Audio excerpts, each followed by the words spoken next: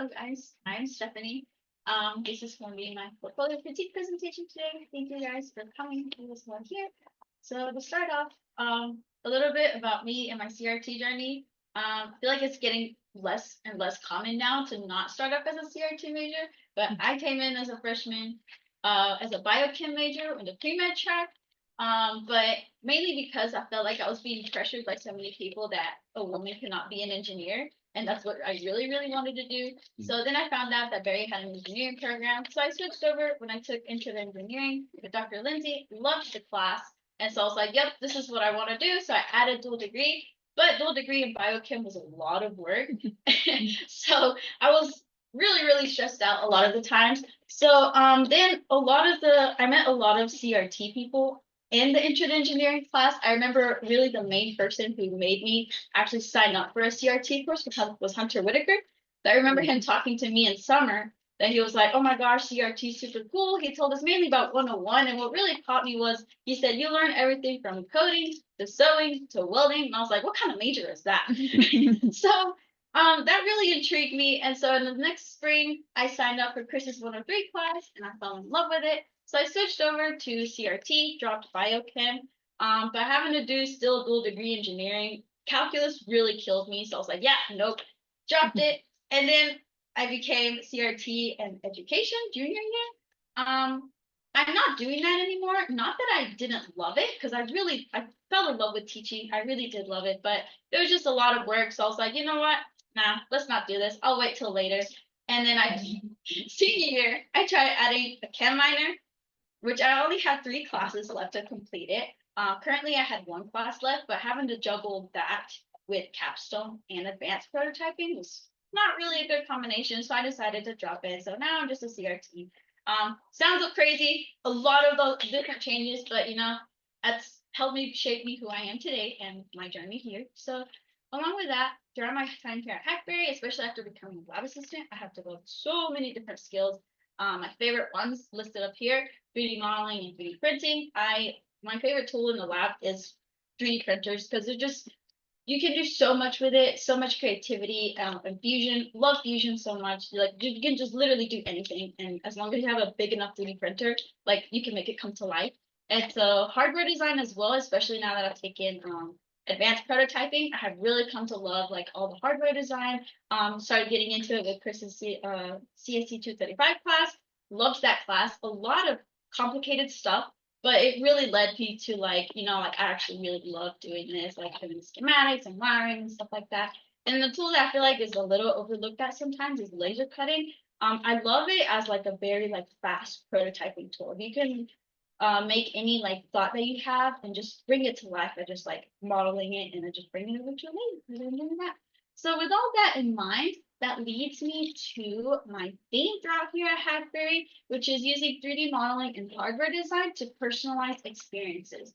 So what I mean by that is a lot of my projects, as I was looking over, like trying to come up with a theme, I noticed that everything I did was either hardware or 3D modeling, and it was always with like the user in mind. Whether it was like a special gift for someone or just trying to make a piece of technology that currently exists, just making it cooler or making it better. So with that, I have picked out 3 projects that lines up with this theme. So the first one is a Lumini board that I made with advanced prototyping, one of the first projects that I made in that class. And so what it is a light up printed circuit board that serves as a memory keepsake. So it takes like a simple photograph and a picture frame and it brings it to life by just making it light up. This is something basic turned into what I think is something cool, and you can see it at all times because it'll light up. Even if it's dark, you'll still be able to see it, and it can serve as like the perfect gift for someone.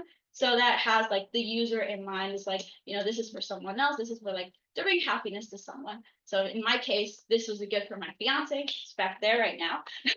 So here's a process of the pictures that I made. So what it is basically like a PCB made from scratch. We use the acid etching method by taking a copper board, spray painting it with black spray paint, and then just using our cool laser etcher and just etching the tracks of the circuit, and then going in and soldering up like the LEDs and the battery and stuff like that. There's a schematic over there. and then just using acrylic and the sublimation printers to be able to make the actual frame, and then putting it together, making that final design.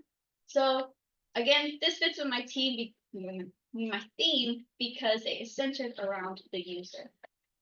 So the second project I have was a 3D leg prosthetic that I modeled on Fusion 360. This was my final project for CRT 230, which is the 3D modeling course that we use, where we learn the tools of Fusion 360. And so what I made was a polycentric knee prosthetic. So you're probably thinking, what is polycentric? So there's actually different types of knee mechanisms for prosthetics. There's like the single axis, which is just basic movement up, down, up, down. It's not really that great for people, especially if they like to walk around, they like to do stuff, be active, or even simply walking on gravel would not be okay. Like they would just literally trip and fall. So the polycentric knees, this one I made was a 4-bar, so 1, 2, 3, 4 on the sides, and it resembles the natural movement of a human knee as close as possible. So I made it to where it's this regular foot is actually, you can screw it off and then add this, the athletic foot. So it's just mainly centered around people who like to move and want to still continue to move in case of like an unfortunate event that they had to get an amputee. They'll still be able to like have like the close life that they used to. So here's some images or some renders that I made. That's like a really close up of what the mechanism is, and right there too, and just like what it looks like as a whole, and what it looks like when you're doing the curved foot, and then what it looks like it's like sitting down. So like you can see it like does like the natural movements of the knee. Oh, they work, thank God. Okay, so there's my attempt of trying to move it on Fusion 360. It's a little chaotic right now, but eventually you'll see is like it does move like up and down, kind of like the kneecaps and stuff. And then this one is just my animation of all the pieces that I use and just breaking it apart of everything that I had. The hardest part was that mechanism right there, getting all the joints to work. It was very hard, but a very rewarding process in the end to be able to like have that finished look. And just the overall goal of mine was just to be able to deep dive into how like technologies that we use here in CRT can really help advance research and science, specifically in like assistive technologies in like the medical field and stuff. And so my last project is obviously my capstone. This is more centered around education and children and teachers. So my capstone name is called Glow Grow, and what it is it's a STEM science activity designed for elementary students and teachers. And what it is a PCB board that is designed to where like kids can like break apart and know the different parts of a circuit. And then so going into my design goals, my first design goal was create a form of technology that can be easily integrated into classrooms and that is easily accessible for teachers. So what does that mean? Well, I have worked with several teachers, and specifically the teacher that I work with, Tiffany Abbott Forward from West End. She would tell me about how like complicated it is to be able to obtain technologies, really cool technologies that will spark like excitement and passion to kids into classrooms, mainly because of the cost of how much it costs to be able to order in and just get a class set and stuff like that. So my goal was to be able to design something that can just be easily accessible to teachers, and that will be exciting for students as well. So in another pinpoint of that is just that is all like one piece. It's all together. So as you can see on my renders on Fusion, like it has like pen holders and like a little measuring tape for the plant growth, like the tracking plant growth, and like a little like folder in the back to be able to have like a marker board or like a little thin journal that just like keeps track of the days. Like, oh, this day was red, it needs water. This day was green, it has enough water and stuff like that. So it's all implemented just one kit that is easily like transferable and just all one big piece. And so here, these didn't work, but these are supposed to be like little images or videos, I mean, of like the different looks of the pot holder. So this one was my version 1. The PCB initially was on the bottom. I don't remember pictures of this. It was initially on the bottom, but with water, it was like not going to work. So my second design, it came out really chunky. I don't have a picture of that. But my third design was this one. This was my final design. You can see it has like the little measuring shape, the marker holder, the plant, the board holder, and the PCB would go up front where they can actually see the color changes of the lights. There was two RGB LEDs. One was for the light sensor and one was for the moisture sensor, and they can just grab it in, put the moisture sensor in the soil, and just check and see, oh, this day was green, this day was not green. So the second design goal was that the sensors should read as accurately as possible. All of these were videos, but they didn't work, unfortunately. But it was just, I put mainly videos on these just to show that I have a long process of trying to get these to work. This one was supposed to work. This one did work actually. So there's no light right now, so it's reading like red, and there's some moisture sensor right there. But throughout the process, especially like the week before, like the few days before I actually launched this, everything just started like breaking apart, even though it was working fine. So what was happening on this one, the moisture sensor wasn't reading correctly. It was like reading green when it was dry. So it was a long process to try to like get these to work properly. Some of them just didn't work, unfortunately, because of like I guess the company that I ordered from.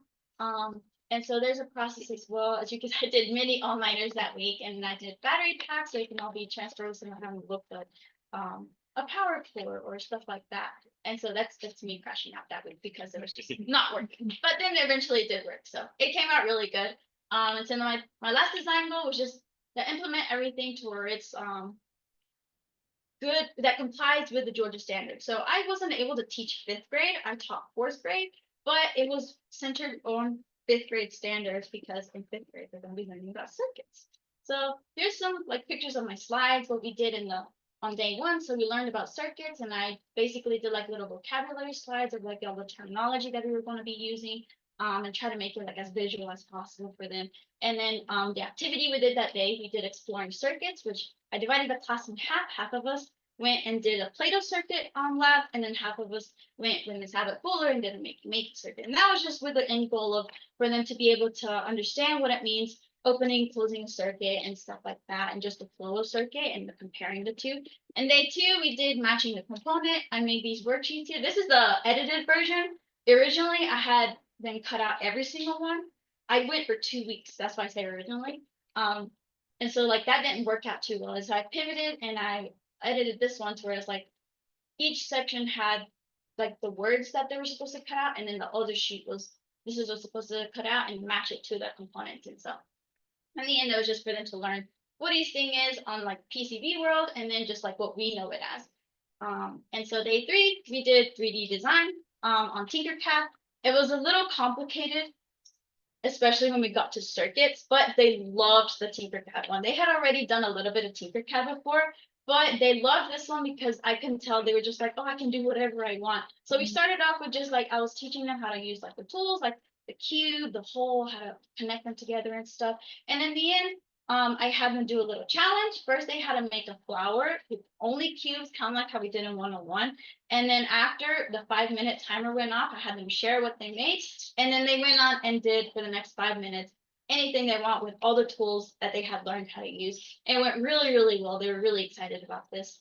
And so for day 4, we did the Tinkercad circuit. This one was the most complicated one. Even I was stressed out because it was very hard. I started off with just like having them build everything from scratch and making them find this. But I decided for like the week after to have a link prepared for them. Unfortunately, the link didn't work either. So in the end, I had to do where they went and had to go find all this again.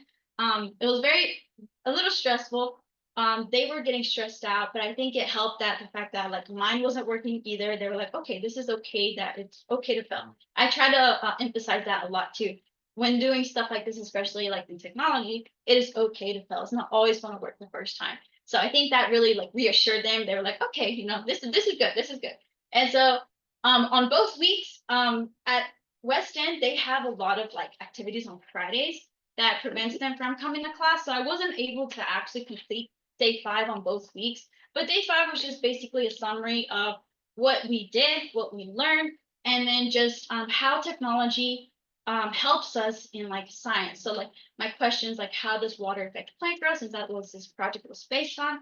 Um, and then how technology helps improve science, specifically with this experiment of plant growth, and then what the different roles of were of the different parts of like the sensors, the batteries, and stuff like that. And so then this is just me doing this on the second week. I changed it up instead of doing like um going in with hardware at first. I had them do Tinkercad first, since that's what they were most comfortable with. It went really, really well. They were really excited about it. And I also changed it to where instead of having 5 different sensors reading, I just had one class sensor reading. So we just went in and like, oh, let's test and see, does it have water? Is it reading sunlight and stuff like that? So we started off with Tinkercad, and then we did the Tinkercad circuits, and we did exploring circuits, which is Play-Doh and the Makey, and then I had them go in and test the sensors, how they work, and stuff like that. And then day 5, what did we learn? Again, I wasn't able to do that because they had an event going on that Friday.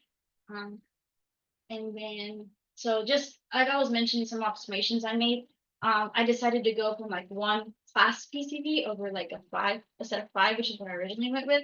It's good to have a set of 5 if it's like each group is like not as crazy as they were. They were very, very happy with this project, but they just went in like a lot of them broke, especially the power, because it was like header pins that were soldered in. So having to pivot that and going in and just like starting directly to the board would probably be something I would do next time. Changing the order of activities again too. I did it to where it's like Tinkercad first and circuit, and then when we got to exploring circuits and sensors, they were like, what is all this? So I think instead of like having all of that first, I'll probably do like talking about the circuits along with Tinkercad so that they can know like, okay, this is what we're going to be talking about for the week. And then age group as well.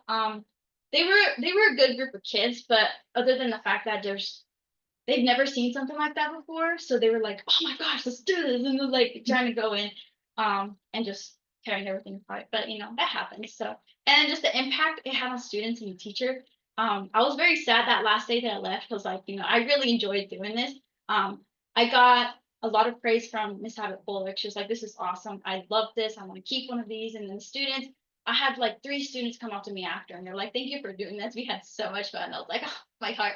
So yeah, so that was my capstone. And so now 2 weeks till graduation. What am I going to do after Barry? Well, first of all, I want to get some rest. I have been running and running and running everywhere. So I think getting some well-deserved rest would be nice. And I'm going to be also like continuing doing STEM. I work at the Open Door Home, which is a foster care system. So I'm going to continue doing like STEM activities with them while applying to jobs, hopefully, in like 3D design or hardware design and stuff. And I'm also going to be helping my parents grow their business. And I'm hoping to be able to plan a trip to Puerto Rico in July. That'll be really fun. I've never been outside the country. And of course, I just recently got engaged, so I'm going to be starting wedding planning after graduating. So yeah, and that's it.